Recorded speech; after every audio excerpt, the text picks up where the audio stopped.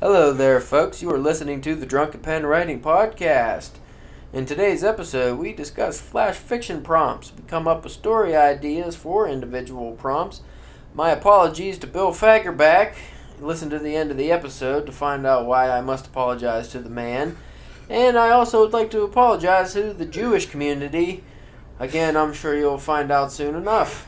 Enjoy. I'm trying to think, what should the intro be? I kind of like the last time we did the fucking Radio Man.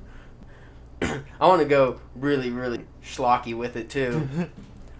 Hey there, party people. It's 103.4 The Jizz. I'm your DJ host, Slapmaster Nutsack. With me, as always, is the Hebrew Hammer, Spencer W. Church.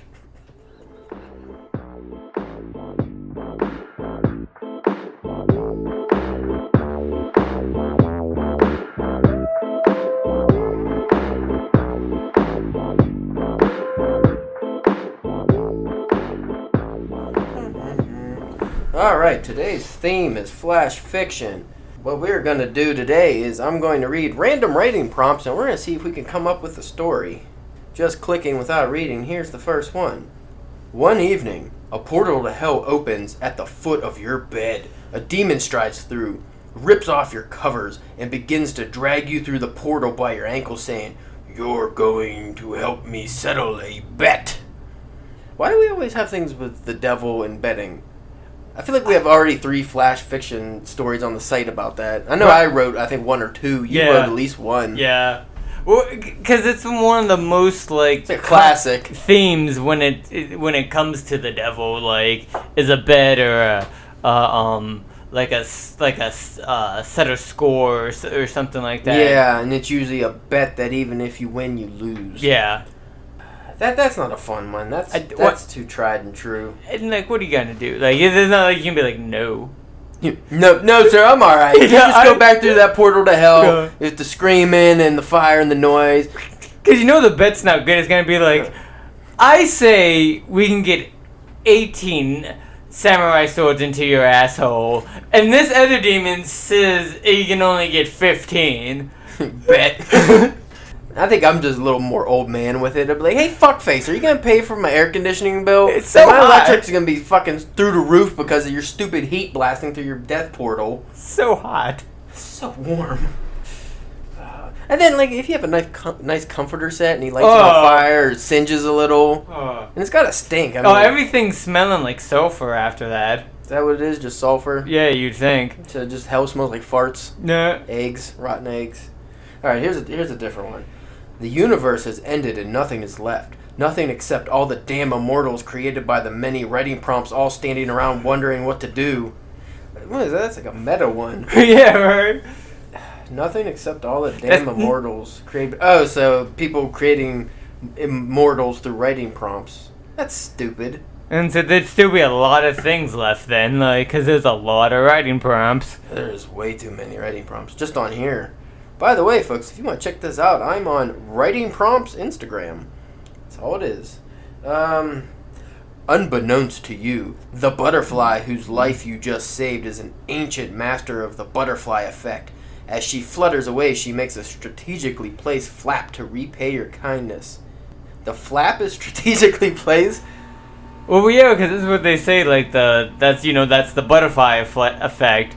The flap of a butterfly wing changes or? can change, can cause an earthquake in California, or a volcano go off on some island or whatever that. So this butterfly being an ancient master of the butterfly effect. I don't know why it has to be a butterfly, but anyway, this master purposely flaps its wing in such a way that it's going to change something for the positive because you helped it. Oh.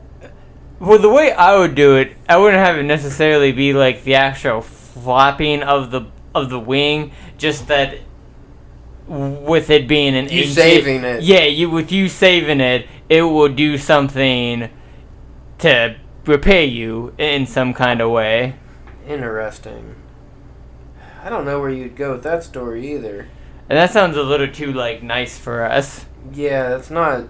We're not a friendly bunch. Our stories would be we killed one of the grandmasters, Yeah. and then some terrible shit happened to you because of you killing a butterfly. Lots of volcanoes and death. Okay, here's a different one. This is how it works. Death explained. You pick the game and we play.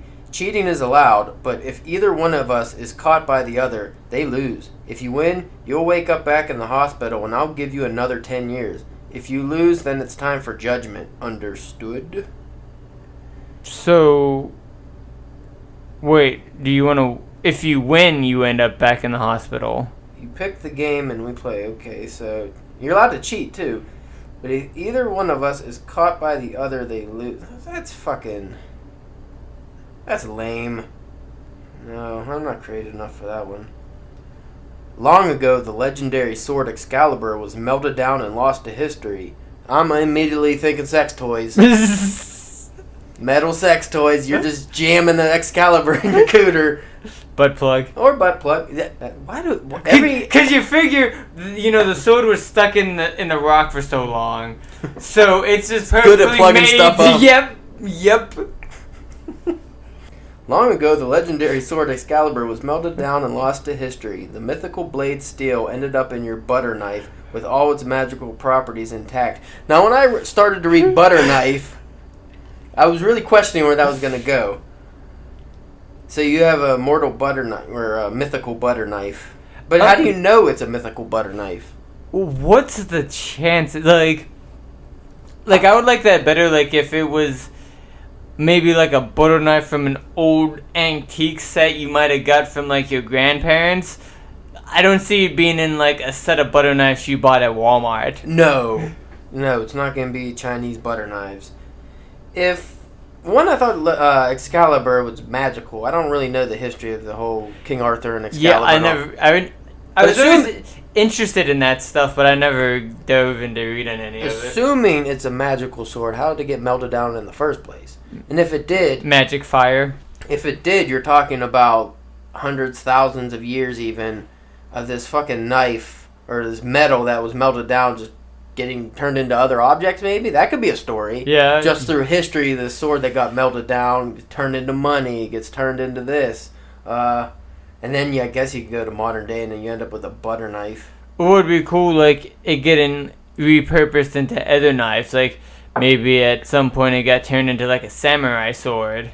It would be a cool story, and I don't think it would work for a flash fiction because it wouldn't. It'd be too long. But if you had Excalibur got melted down, lost to history, right? Yeah. Well, like you said, it gets turned to other knives or other weapons. What if it was passed down through generations of different great, like Alexander the Great and Genghis Khan?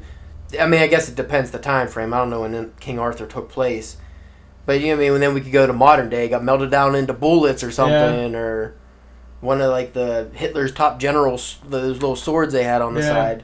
There's a lot of things you could do with that one, but the butter knife thing seems kind of. I guess if you're going with like a more fun comedy. that'd be like a comedy. That was buttering my toast, and then all of a sudden it just sliced through it. No, I don't like that. Let me scroll down here. Here's a short one. You were just thrown into a volcano. That's a good start. That's always a good start. Yeah. Kill your main character in the first sentence. Yeah. Flash fiction. Solved. Yes, right? You're winning all the flash fiction competitions with that. You were just thrown into a volcano as a virgin sacrifice. They never expected you to walk back out. The funny thing would be like, the whole virgin sacrifice, but like it turned out that you wasn't a virgin, so then somehow you survived it because of that, because you're just like a dirty man slut or whatever. Tricks on you, I've been getting around and I got the clap bad. What would cause you to... Alright, let's start off with the story. Thrown in the volcano, so the ancient... What's a good name for a random race of people? You don't want to use the Mayans, like a made-up one. Yeah. The Inca Bonds. Yeah. The ancient Inca Bonds. I don't know why it has to be you. I mean, I guess it doesn't. So the ancient Inca Bonds took her up to the sacrifice pit, and they threw her virgin skank ass into the volcano and puff of smoke, and they thought she was dead, and they went back and had a corn party and were having fun and throwing around gold. And then she came back, and she was madder than ever. with a good right. I mean, Well, yeah, I'd be a little pissed off if somebody threw me in a flaming volcano. at least you'd have to figure volcano death has to be one of the quicker ways to go. Yeah. See, here's my problem. I'm more of a research-based writer, so when I write stories, I think about the logistics of stuff. And assuming she was some kind of magical deity or something and could survive a volcano, how the fuck did she get out of the volcano? One, when you land in lava, you throw something in lava, it just plops on top of it because it's just melted rock. It doesn't just immediately sink like quicksand or something, or water rather. But even if she got somewhat out of it, you're in a big crater. How are you climbing out of it? Well, maybe she could like Fly? or like with her powers, she can literally move through the water as like if you were moving through the ocean. Like she could just swim through the lava, yeah. and then just to one of the sides, and then just climb up the side, one of the ridges at the side. I'm thinking of a Kill Bill style story, or a story of revenge. Yes. Say 5 men, 5 ancient priestess. What were the in like a 300? What were the clericals or something? Not the clericals. I think those were the women. Those gross guys. Yeah, I know what you're talking about, but almost like some kind of grand priest Yeah. and wizards and whatever dumb shit they are. But say you have 5 of those guys and she takes them out one by one. Yeah. You have a cool revenge story. And then you could throw a Mayan Empire twist to it. So you don't have modern weapons. You could have magic. You could have lots of things. Alright, let's see what else. By chance, you end up on the jury for a crime you committed, but someone else was arrested for. So you're in charge. See, that's a good moral dilemma story. Yeah, I like that. I like that one. Yeah, see, there we go. That's a good one. So you're on the jury. Say you stabbed a man in the neck. Yeah. With a frozen piss sickle, because you thought that if you stabbed him with a frozen piss sickle, it would melt, and then no one would find the weapon, right? But you're too cocky. You shouldn't have used piss because the DNA. Okay. Okay. You stabbed him with a knife, a mythical Excalibur butter knife. You stabbed him right in the neck and or dick. They died. Both. For this flash fiction story, again, you have a word limit, so you don't need to focus on the murder. You focus briefly on the murder. So you start out, maybe the cops are already there at the scene. Anyway, you end up, the murderer is on the jury. And he's sweating bullets because he got selected. See, that again, with the logistics, though, if I'm doing that, I'm saying some horrible shit to get out of jury duty. Like, if I get in there, I'll be like, he looks rightly gay to me. I don't think I like that too much. And then he gonna like it in jail. We gonna like it plenty when I get him convicted. Boy. Okay. But say he gets on the jury somehow, can't get out of it. There's a guy who's convicted he's on trial for the murder. You have a good, especially during the deliberation scene. I'm gonna say that could be like the main chunk of the story, like not so much the courtroom stuff, but them in the back room. You go 12 Angry Men style with it, and you have them all battling, Or even better yet, everybody says the guy's guilty, and then it comes down to the actual murderer's vote. Does he do the right thing or the wrong thing? Or you could have it the opposite way. You could have everybody say the guy's not guilty, but he doesn't want them to pursue the actual murder, which is him, so he says he's guilty, and then... all that, yeah. Oh, there's a lot of wiggle room in that story. Quick sidebar, I couldn't help but think of whenever you said 12 Angry Men style, that I just immediately started of the 12 Angry Men inside Amy Schumer's skit. That was wonderful. Out of that whole show, just having... Because they had an all-star cast. Yeah. Too. They had more of an all-star cast in the actual movie.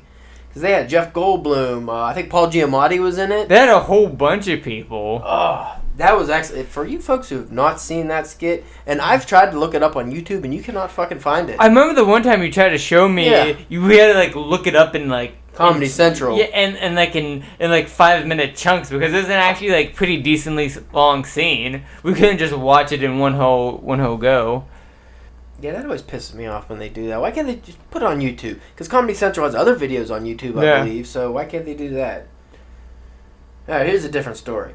It's 2 a.m. Suddenly 2 a.m. because you didn't know it was coming. Yeah. Just bam, 2 a.m. You were probably sleeping. Oh, shit. Well, Let me follow up. Maybe he was. I don't know. It's 2 a.m. Suddenly, you're awake. Oh, it's just shitty writing. Let me rephrase this in a way actual people can understand. It's 2 a.m. Suddenly, you are waken up to see that an emergency broadcast has been aired. The message simply states, run. Zombie apocalypse is where I go with that. Yeah, I mean, that's really shitty on the news department there. Like, yeah, just run. Hey, come on, give me some details here. If you have a zombie apocalypse, some kind of mass disease, a fucking Godzilla strike, a nuclear bomb, whatever you have, it's never going to say run. Because I know it's supposed to be a story, but in what world does the government want you to panic? Create mass chaos? Unless it's done purposely. Yeah. Or if you go a troll route or some kind of hacker hacked into the news and then is trying to cause a mass panic, and then you can go into why. And then you go into a Black Mirror style episode. Yeah, that could be type story, yeah. Who's behind the mass panic? Well, and that's weird too, because I don't know about you, but I'm not a big sleeping with the TV on kind of guy. No, I can't sleep with the TV on. I don't know how people do that. I find I always watch it. I remember as a child, and I'm only bringing this up because I was talking about this with my brother at work the other day. When we were young at my dad's house, he only had 3 channels because he lived in the country. That was back before. That was even just before the start of satellite getting popular. So that's all you had was 3 channels out there. And I would try to sleep on the couch, and I don't even remember the name of the channel. It was one of those a retro TV channel. Yeah. The show Coach would always come on, and I hated that show. But you just stayed up and watched it? I watched every episode, and I hated it, and I hated every episode, and I hated that blonde guy. And to really divert from the conversation, what me and my brother were talking about is how weird that blonde guy looked. The big one? Yeah, with the stupid hair. And then the other guy at work, he's a newer guy. He just all of a sudden chimed in, "Oh, you're talking about Bill Fagerback." And I was like, "Oh, that's a great name." And then I thought, wait a minute, how do you know that guy's name? Because that is a very obscure guy. Yeah. And then he proceeded, because apparently he knows Bill Fagerback's life story. Yeah, because we're not talking about the main guy. It's the blonde guy. He's a side guy, not Craig T. I think Nelson. Isn't that the same guy who played the retarded dude in the Stand, in the TV version of The Stand? I think so. I don't remember. I don't even remember Gary Sinise from that. But anyway, he proceeded to tell us that is the voice of Patrick from SpongeBob. Yeah, it is. And then I looked up Bill Fagerback, and he's a very prolific actor. He does a lot of voice work, doesn't he? I was unaware of that, but he does have that voice. And then I realized, that dumb, dopey voice. It was that weird-looking guy. And he doesn't look that weird now because he cut his hair. It was just the haircut. It was bad. I don't know how we got onto this topic, but I just remember... Sleeping with the TV. Yeah, right? Ever since then, I can't have the TV on because I just watch it. Even if it's fucking Coach or Becker or any of those stupid shows from the 90s that nobody cared about, that they only replay for no reason late at night. That's funny. Okay. Here's another one. You are starting to get really sick of your cat. No, fucking who hasn't had that problem? I don't even have a cat and I'm sick of it. I go to other people's house and kick their cat. That's just a message, folks. I do not kick other people's cats. I do not approve of kicking cats. If we have any Peter listeners, I love pussies. They're very nice. I like to pet them and rub on them, and I've owned many cats throughout my life. You are starting to get really sick of your cat always getting in your way and knocking stuff out of your hand. That's an asshole cat if it's knocking stuff out of your hand. You right? Is it like a schoolhouse bully from the 80s? Just nerd, slap nerd, knock your books on the ground. And what's your setup to where you're if you're standing up and the cat can just get up to where you are? Is it a mountain lion? Hey, get that shit out of here. Is it a puma? Okay. So you're sick of your cat always knocking the stuff out of your hand. Little do you know, your spouse is constantly trying to kill you with traps and poison, and the cat is saving your life. Oh man, you know what? This actually reminds me of a story that was submitted to us on our Halloween contest. I don't know if you read it. I think it was a flash fiction story. It was pretty good. It was about a cat. It was a lady and her cat, and she had some shitty boyfriend. Well, it turns out the cat was like a wizard or something, and he was just in the cat's body, got trapped in or something. So he ends up like poisoning her, the guy or something. And it's like a similar premise though. It's like but this one's the opposite. The cat's trying to save a life versus killing a life. But I always like the killing the life. But anyway, where do you go with that one? Do you try to prolong the story as much as possible, where you have, like, you think maybe the cat's evil? Why is this cat do? Oh, the cat tricked him. The cat did this. The cat knocked his tea out of his hand. What an asshole cat! And then maybe it slowly progresses. Oh, he was shaving and the cat jumped up and slapped the razor and it almost slit his throat. But then you found out the razor tip was like poison. Or like rusty or something was gonna give him a... See, that's just like the whole, like, I'm with you. I'm more towards like the cat wants to murder the evil cat. Yeah, just because like how, like, because I could see like you sleeping and the cat trying to attack your face in your sleep. I have a hard time like working on how a cat's gonna save you. Yeah, that does seem a little far-fetched, I guess. But if you have the lady trying to kill the guy, there's no real logical way I could think of the cat stopping all these different... Because why would she go to... Like, she's poisoning his drink and he knocks it out. Eventually, he's just going to get sick of the cat, right? Yeah. And maybe that's his downfall. He gets sick of the cat, gets rid of it, and then dies. I mean, you could do a cool twist ending with that, too. I don't know. Let's see what else we got. That seems like that would be a longer story than the flash fiction.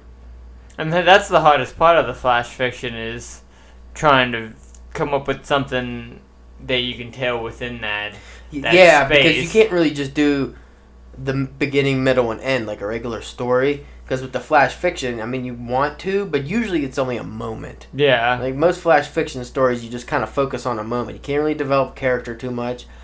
At most, maybe you can fit 3 characters in it. Yeah. It's really hard. Yeah, most of mine have just been one.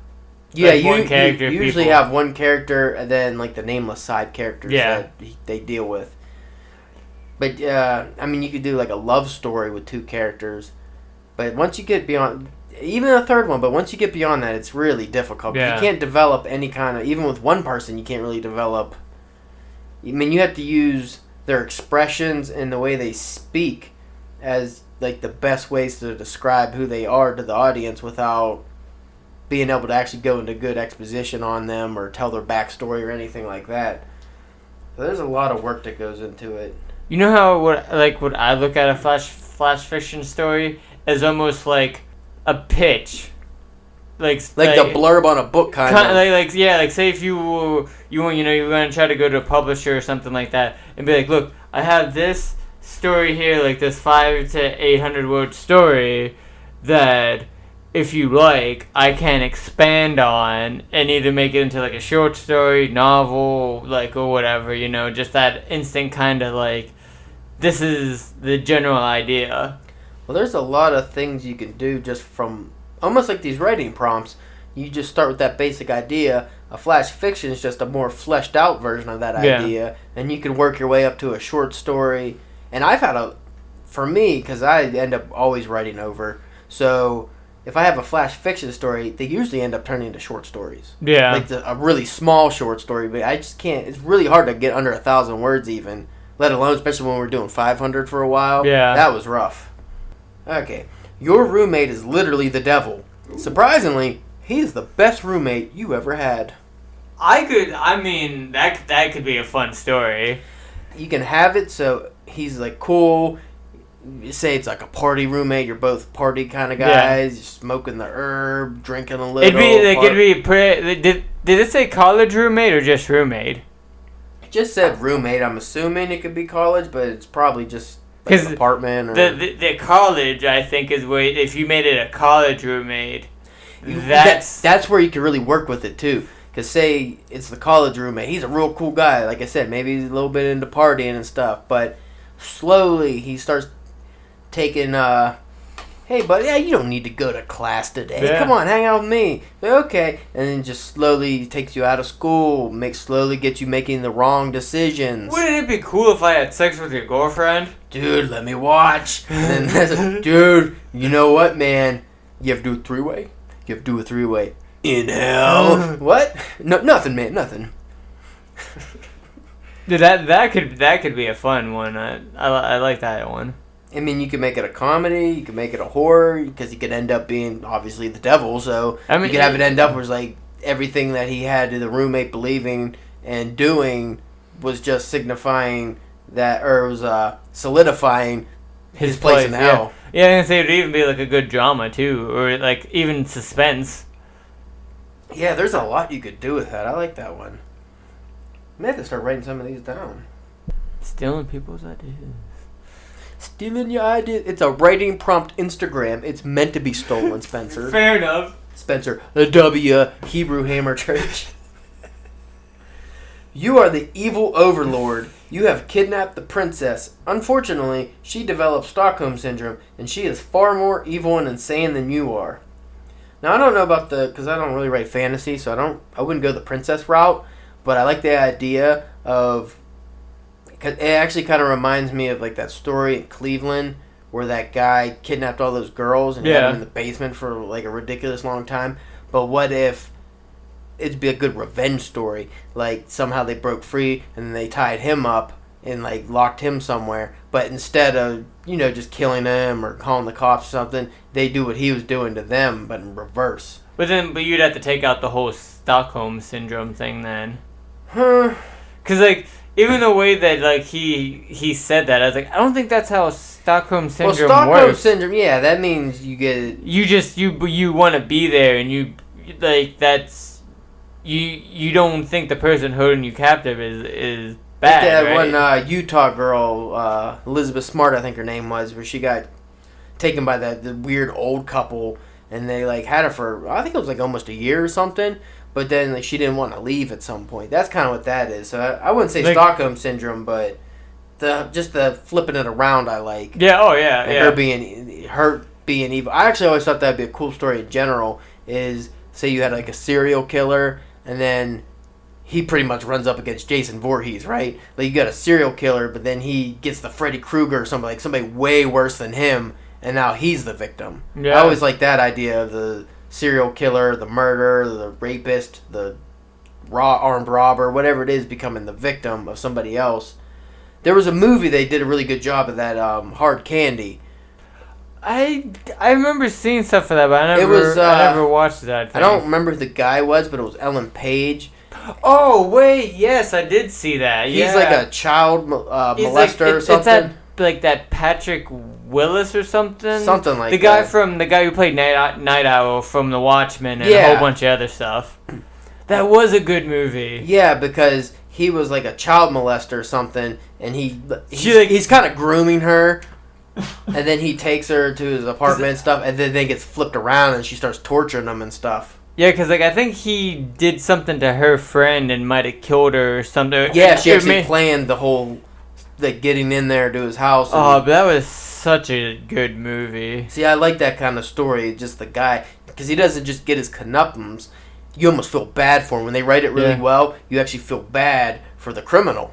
Because I remember in that one, you were like, "Oh man!" But then you realize Black Mirror did that even better when they had the episode with the kid who was looking up kiddie porn. Oh, the troll episode, and. See, they did it a little better. You didn't know that's what it was until the end. I mean, you started to figure it out by the end. But you felt so bad for that kid because all the shit they put him through. And then at the end, you're like, oh, he's kind of a monster. But then you still feel bad for him because it's just excellent writing. Yeah. Okay, let's see what else we got here. You've been sent to exorcise the demon. These are a lot of demon ones on here. I'm not doing that. We need a non-demon one. The story's protagonist is the nicest person imaginable. So that already feels like that's going to turn off the reader, but let's find out where this goes. The story's narrator hates him with a seething passion. See, there you go. There you go. So that sounds like my everyday life, kind of. Like. Again, that's a little bit of a fourth wall breaker because you have the narrator, which could be the writer. Yeah. Talking about how much he hates the fucking character he's writing or narrating for. Well, I mean... That's kind of like my general outlook on anybody. Like, you can go the typical route of just having like a normal story and the narrator, whether you name him or not, is just the person telling the story, and he just hates that person. So maybe it'd be you and somebody you work with, and you're telling some douchebag you work with, you're telling his story, but you're not going to be kind because you hate that guy. So even if that guy does some cool stuff and he goes on the hero's journey, you hate him. So you're going to put him down every chance you get. So instead of saving the princess, he's a bumbling fool that just happened to save the princess. He's like a drunken Mario. Instead of rescuing the princess from, the evil fucking king overlord, he's just a douchebag that just happened to stumble his way through a big maze of fire and brimstone and all that shit. Humanity finally figures out faster than light travel and discovers that they are completely average by galactic standard. Except for one thing, our innate ability to bullshit our way out of any situation. I mean, the beginning of that doesn't seem too... So we're average. Which seems about right. I mean, if you're going with an actual intergalactic council or something, like they already mastered space flight, we're just getting into it. I can understand that. But nobody knows how to bullshit. It's almost like what was that Ricky Gervais movie? Like the invention of lying? Yeah. Like the first guy who lies or something like that. Yeah, because if nobody knew how to lie, they wouldn't understand what you were doing. Yeah. So they would just assume you were telling the truth. I don't know. See, again, that doesn't really have to be a space story. That could be kind of any story. But the space story works. It gives it a nice little spin on it, like a different angle. It's just, I'm trying to think where you would go with that, though. Because say, okay, we started talking to captains and presidents and emperors of other planets, and we're bullshitting. Are we trying to take over something? Oh, yeah, we're humans. Is it just one group of people out there doing this? It's not just all humanity that's involved in this. I guess there's a lot of different ways you can go with that. Alright, ooh, here's one. Stop. Commanded... What? Oh, stop. Commanded your GPS. It is time you discovered the truth. In 400 yards, turn left. So your GPS is demanding that you make this turn to change your destiny, perhaps? Yeah, it could either be some kind of, like, hacker story, or you could even go the whole more mystical route, like something's possessing it, or some outside force. Yeah, I can see the hacker story, and then it turns into a hostile situation, a kidnapping. I mean, the hacker story is the more realistic. If you go like a machinery's possessed type thing, I think they did an episode of Futurama or something similar along those lines. Ooh, this is a good one. Death is just a predator, much higher on the food chain than we are, and our perception of it is as limited as an ant's perception of a child with a magnifying glass. That's a pretty cool one. Yeah, that would be a hard flash fiction one though. You need a lot, because you'd have to, because you're setting up a lot of backstory there too. Yeah, because then you figure if death is just higher in the food chain, something has to be above death, so you're gonna want to tackle that. What would be the apex of the food chain? God? Dun, dun, dun. Maybe, or whatever creation is. Yeah, because death is just... There's only one death, though? I think there would be many deaths. Well, death is probably like an entity. But if it's higher up on the food chain, and we just go by what we know of the food chain, there's never just one predator. It's got to be... Yeah. Because if you only have one predator, eventually the prey will outnumber the predator, and it'll be flipped. It would probably be like... Death would be like its own form of, like, humanity. It just wouldn't be humanity. Like, it could, like it could split off into multiple things, but it's all just kind of like one. Like, I don't think you'd have a death, and like each kind of different thing at death would like have its own name or like distinguished thing about it. It'd probably just be like one, like form or entity that commands itself. What if you had a different version of death for each kind of death that a person can have? Okay. So you have heart attack death, and that's a different creature. You have mauled by tiger death. I mean, then you're going with infinite deaths almost. Yeah. But there's a lot you could do with that one. Every year, the richest person alive is declared the winner of the capitalism. They get a badge, Then all of their wealth is donated to charity and they have to start over at zero. I would be very pissed off. Right? I would be super unhappy if I worked my whole life, got super rich, and then won that dumbass award and just got... I don't want this! And you know how many people would rig so they would lose that award? Like, why do they have to start off at zero? Why? At least you want to make it so the rich person doesn't just hate humanity and turn into a supervillain. Because I don't care how nice of a guy, but like if you're Bill Gates and they took all of your billions of dollars, you're gonna want to fuck some shit up. Like, you're just not gonna strive to be that wealthy anymore. Maybe that's the goal of the... You just spread the wealth, and then, but slowly over time, because if they kept that award up, even if people were only had $150,000 in the bank, and that was the highest in the country, then they lose all their money. It would just keep going down until nobody had any money. It just you think it would form just like a nation of like homeless people? Yeah, it would just be a black hole of despair. It'd just get really dark, and nobody would be happy. Or just random rich asshole gives all his money away, and everybody's happy for a year. I don't know what would be the... That would suck, especially if it's just like, say if America's just doing that. Oh, yeah. Because then you get all the other rich people. Well, like people would just move. All the rich people would just move out of the country then. And then, like what I was getting at, then you got like have like those rich oil-bearing people over like over in the Middle East over there. Like those people that are like so rich that like they're not even on the scale. Like they're that rich. Like they make trillionaires. They make Bill Gates look like he's middle class. They just come over and start like they just fuck with our country. Like they just take over. They took our job. And then once they took over, they'd be like, alright, we're just gonna get rid of this stupid award thing. I'd imagine whoever created the award would just get killed really quick. Yeah. Or whatever council, or even if it was the government that created the award, I would imagine everything would just end.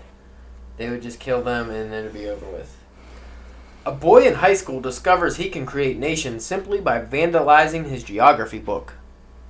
So his doodles become real countries. That or like say if he like scratched out Africa, so just like a huge disaster happens there and just... That'd be fucking cool. Not killing Africa, just... That premise. Yeah. Or like... Alaska is all sunny and warm now. It just fucking melts everything up there. You know what I would do if I had that power? Create my own island. Yes. Or circle my house and make a big moat. And then nobody could come over unless he say so. Ooh. They're not thinking big enough. Yeah, because I mean, technically you could probably do that without having a magical... You guys are coming over. I don't like you no more. Moat. Oh, man. I would be carving weird things into stuff. Faces. Yeah? Dicks. What would you add on to the Mount Rushmore? Oh, man, you'd have, like, George Washington, Thomas Jefferson, Teddy Roosevelt, Abe Lincoln, giant penis. Bob Fagerback. Would you have Bob Fagerback on your Mount Rushmore of random strange guys that you barely remember from the 90s? How I don't understand how when he decided to try to become an actor and stuff, how did he not change his last name? Not only is it long and like and it's spelled with 2 K's. 2 K's. Yeah. Because not only is it long and like confusing, but it also sounds slightly homophobic. Perhaps we are just douchebags and are mispronouncing his name. I didn't look up the pronunciation of Bob Fagerback. It could be Fagerbach. Fair enough. I mean, yeah, that's Fagerback's more fun to say. Let's get to the next one. I don't know why you keep talking about Bob Fagerback. Stop bringing him up, Spencer. A boy in high school. No, we just did that one. Hey, that one had a doodle next to it. I like Ooh, doodles. Despite having pink hair, a tragic backstory, and untold magic power, the narrator refuses to make you the main character. Okay, so... I just don't like that because the dude got pink hair. Who says it's a man? Well, I mean, even if it's really a woman. it said you. It doesn't have to be you. Oh, okay, I guess. It could be anybody. It's a story. Use your imagination. I haven't got none of that. I don't like that idea or that. Like, why is the narrator being such a dick about it? Who's he making the main character then? I have a hint. It starts with B and ends in Faggerback. Be 50 episodes in. You're like, why are these guys always talking about Bob Faggerback so much? Because he's Patrick. That's what's awesome. Patrick. It's perfect timing too, because the Patrick, not angry, it's like a mischievous Patrick or something. Evil Patrick, I think it is. They keep that memes going around. Evil Patrick meme. Yeah. I'm sure you've seen it everywhere. Yeah. You can see the coolest stats of things that you touch. And today when you lean against the wall of your house, instead of the usual contains 4 dogs, you say, people killed here, 327. That's a lot. That is way too many. Who created that number? That is a lot. And what are the kind of things that you, like, so if whatever you could touch, you get to see the stats on. You're telling me you're not trying to come up with situations to, like, accidentally touch, like, the girl you like's ass or something and just be like, had this many guys with him, or like... Holy fuck, 32 dicks! Again... 37?! Again, ladies, Spencer is just simply joking. He is not a misogynist that I know of. I'm not. Yeah, I think if you had 327 deaths in your house, well, actually, he said killed, so murdered. Yeah. 327 people murdered in your house. I think people are going to know about that. It's going to be probably in the news at some point. Like, when you bought that house, I would imagine the realtor had to be like, by the way, there's 327 murders. We think the retail has to be the fucking best retail that has ever lived if you're selling that house. Yes. Unless if it's like some kind of old turn of the century house or something, like some kind of old townhouse that like there's just been murders, like one murder a year. Dude, that just can't happen. This just wouldn't. Maybe it's on top of a cemetery would be more logical. Okay. And then you can go the whole haunted cemetery, house, poltergeist, whatever. I think that premise is cool, though, the touching things and seeing the stats. Yeah. I mean, besides touching girls' asses to see... Well, I mean, it could work the other way. Touch a guy. Do you have to touch their ass? Well, I mean, that was just, you know. What happens if you touch their shoulders? I mean, I guess it would still work the same way. But why is that the stat that comes up? Why doesn't it has gone to 47 English classes in her life? Maybe you can, when you touch them, you could think of what you want to know about the person. That's interesting. There's a like lot if of you weird touch that person and you wanted to know how many English classes you wanted to know, that's fine. That's what I want to know when I touch somebody. But then, then if you touch that guy and you want to know how many dirty skanks he slept with, or if he has the how many times he's had the herp. That can make a romance story very interesting. Yeah. You have a couple, first date, girl really likes guy really likes girl. Maybe they both got the touch. She hurts his hand. She figures out the percentage of how often he uses a condom. Maybe. Ew. Maybe we're going more technological with it, more reasonable, and we have a device that allows you to check the stats on people. Maybe they have a chip that records everything they've ever done, and then we're talking a little bit in the future, and then you have a device and you could scan it, but most people do that when they first meet somebody. Yeah. It's almost like a morality check. And then that creates its own group of people who want to be moral, so they won't have sex until marriage and different things because they don't want to get checked, and you don't want to go to church or people scan you and all that shit. Say you have that, but then you have a couple and they go on a date, but they both agree not to scan each other. They want to go into it fresh, blind, the old ways, old school. Yeah, old style, and then not missionary. And then they progress, and maybe one of them's like, I gotta know. I just gotta know. And they have sex one time, and he's too good. So he must be a man whore. Mm-hmm. He's got to be something.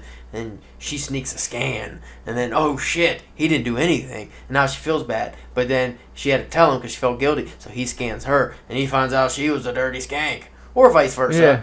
Go either way with it, but that would be a cool way to do they stay together? Can he forgive her past, or can she forgive his past? That's a story. A story I don't want to write, but that does sound interesting. That's a story. The problem with that story for me is I would get too far into it and just keep going and going. You are an anime hero, and you hate it. Your sword is too heavy. Your powers require you to be near death on a daily basis. That is shitty powers. Your female friends are walking stereotypes, and your arch nemesis, not arch enemy, your arch nemesis has a really stupid excuse for why he's trying to destroy the world. I just like the sword's really heavy. Yeah. What was it, Woody Allen? Like, you see the anime kid? Yeah, I don't like this sword. It's too heavy. Oh, I don't feel good. So why do you have to be death on day? Like, I wouldn't want powers if I had to always be almost near death. Maybe he has powers. You know, Dragon Ball Z, where you have all this strength, so you're constantly getting into these epic battles that you barely survive. Yeah, that you barely survive. Here's a better one. Okay. One up me, why don't you? Same situation, but your anime character is near-death Yamcha. And everybody else around you is just super awesome, and you're fucking Yamcha. Did you hear about that? They, I don't know how long it ran for, but apparently there was a manga where a Dragon Ball Z fan somehow gets transported into the Dragon Ball Z manga, but the catch is he's Yamcha, but he still retains all of his knowledge from the series. Ooh, that's good. So he just then goes and does everything so it makes Yamcha the hero of the series because he's able to solve all the problems because he knows what to do. That's fucking great. Right? Is that a fan fiction or actual story? I mean, I don't think it's fan fiction. From what I remember, it was actually in like that Jopo Pop or whatever that is, like that where they print those. Oh yeah. So I don't know if it ever got moved into like the manga where like the book form of it to read, or if it ever got translated into English. But I saw that and I was like, that's kind of interesting. I do like that idea. Man, you can do that with any of them too. It doesn't just have to be Yamcha. Alright, what else do we have? Oh, yeah? My domain is time, said the genie. Instead of 3 wishes, you get 3 decisions. Go back and choose again. I'm going to skip that one because that's stupid. Unless you want to do that one. I didn't. Well, this one has a bunch of bleeps in it. Here's one. A boy asks a girl out. It's high school. It's awkward. Narrated from the point of view of a nature documentary. The young male, he scopes out the female. I don't like that. That seems like a lot of and then like it'd be easier to write than narrate out loud, obviously, but still, I don't know how much fun that would be. And then like I don't know, cause like in my head it would be like a really British accent. Yeah. And I'm not exactly sure how I'd get that on the paper. I don't know. I'd go Nigel Thornberry with its super British and big mustache. Big mustache. I'm trying to think. I just keep thinking like the Snoop Dogg nature documentary, like the thing he was doing. Okay. A child is kidnapped. Outrage. The monsters living under the bed and in their closet vow to find them. So the monsters want to find the kidnappers. I kind of like that. It's almost like an adult version of Monster Inc. almost. Did they try to save I didn't watch those movies. Well, no, but I mean, like, they kind of get friendly, like, with the one kid. What kind of monsters are you if you're not scaring people? But then again, are they scaring the... What if they don't exist if the kid's not there to believe in them? Oh, so almost they have to kind have the of kid. like a happy scenario, kind of. Yeah. That could work, I mean. I guess. Jesus, take the wheel. Satan, get behind me. Buddha, man the 50 cow. So you just got the whole... I noticed there's no Muhammad in there. I think you'd be the driver. Well, the thing is, I don't know if Buddha would be the one to be... Yeah, why does he have the gun? Well, because like, he's like the... Even out of Jesus, he's more peaceful than Jesus. If anything, Buddha should be the driver. Does Buddha have multiple arms, or is that just the... I think... Statues. I don't even think those are statues of Buddha. I don't know. But if he has multiple arms, that would make sense of him holding the weapons. I don't think that's not Buddha, is it? I thought Buddha was just the big guy. The big bald guy. Does he have to be big? I think so, yeah. I don't really know much about Buddha. In a world where pain is a physical object, it can be bottled and sent off to where it must be endured by the world's prisoners. So you stub your toe. You step on a Lego. You step on a Lego and it's facing upward. And it's one of those L-shaped Legos. And it catches you right in the middle of the foot, just below the heel, right where there's no callus. And it digs. And you fall down. On more Legos. On more Legos. And you cry. And the Lego sticks in your eyeball. And it hurts. It hurts bad. And you don't even want to know what happened to the Lincoln Logs you tripped over earlier. But you could get rid of that pain. You don't have to feel it because you can bottle it. But the catch is, you have to send it to somebody who can feel it for you. Maybe you have some kind of device that sucks the pain out of you. And say that I don't know how that scenario worked. I was thinking like, so say you go to the hospital to get a procedure done, and you know, they hook this device up to you for while you're in surgery, and then the rehab afterwards. That as where you're like, you know, you're walking, trying to get walking, it's still gonna be difficult for you, but you won't feel the actual pain. It would almost kind of be like a colostomy bag, where you'd have this thing. It just sucks into that. And it would fill up, and then once it filled up, you take it off, interchange a new bag or jar or whatever it would be, and then you send that off. Here's a thought. Could you do that with pleasure then? I mean, yeah, but I don't think they would send those to prisoners. No, not prisoners, but... Yeah, you think if you could do it for one thing, or one feeling, you could do it for multiple. Yeah, so if you could send pleasure to, say, your wife or something, but what if it becomes like a drug to you? Oh, yeah. Addicted to the pleasure. It'd become like the ultimate ecstasy. Ooh, I think they did something like that in Dune. There was a drug that caused the ultimate ecstasy, and people were addicted to it, to the point where if they didn't do the drug, they would die. But the draws are a bitch.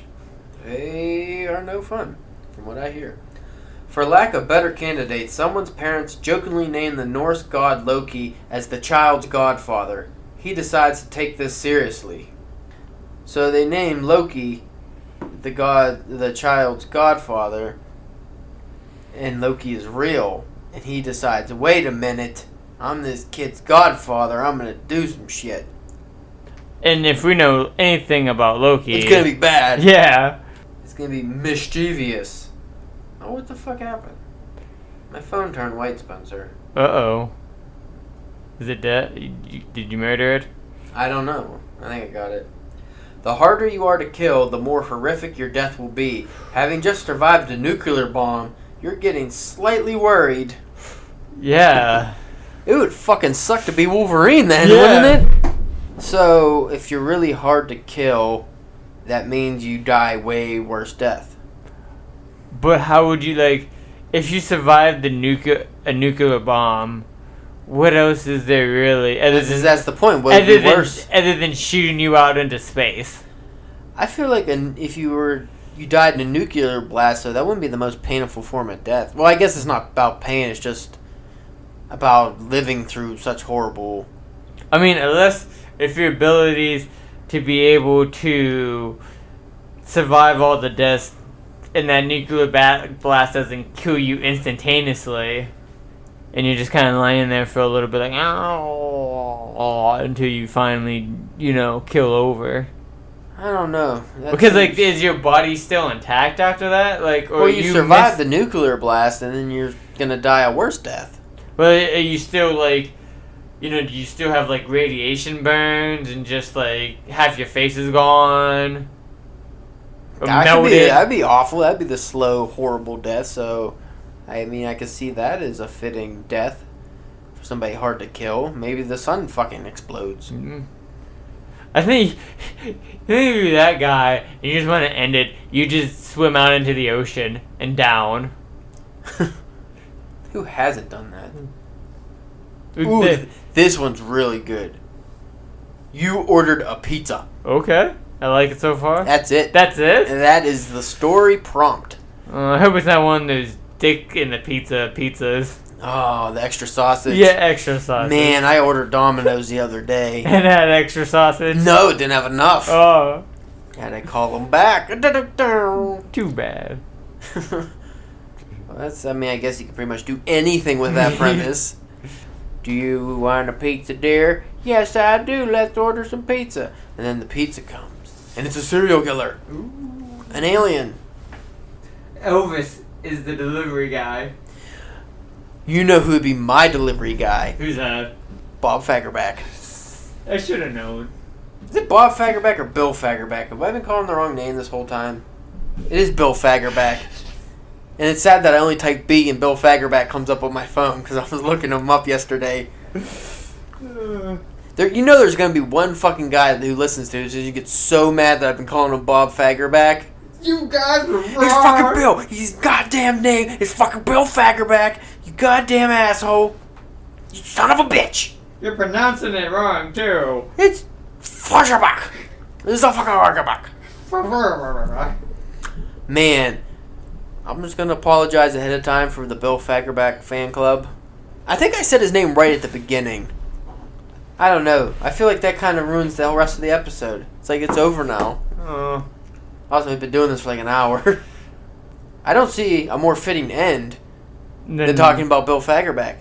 And giving him his rightful due. What if he has a brother named Bob Fagerback? I was just going to bring that up, like... Here's a flash fiction idea for you, Spencer. I want you to write this for Friday. Okay.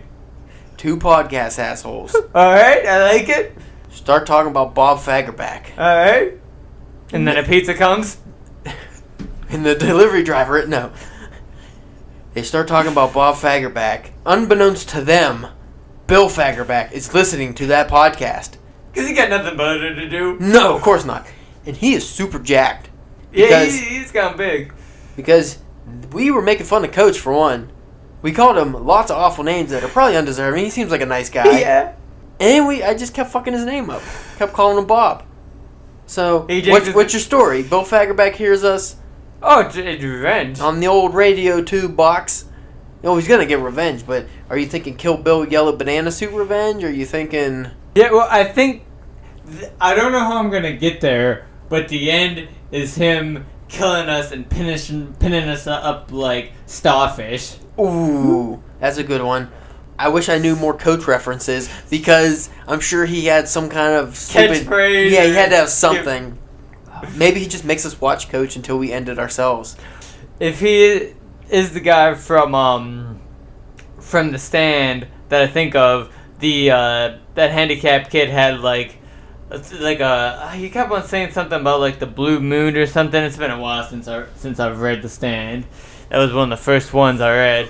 But he just, as he's just chasing us, he's just doing his kid from the Stand, just all creepy. You know what I think we'll do to end this episode? We'll give the flash fiction prompt to the audience. Okay. Bill Fagerback, here's you talking shit about him. What's he gonna do? Messing up his name. What do you do when Bill Fagerback comes for you, brother? Oh yeah. Alright. See you later, folks.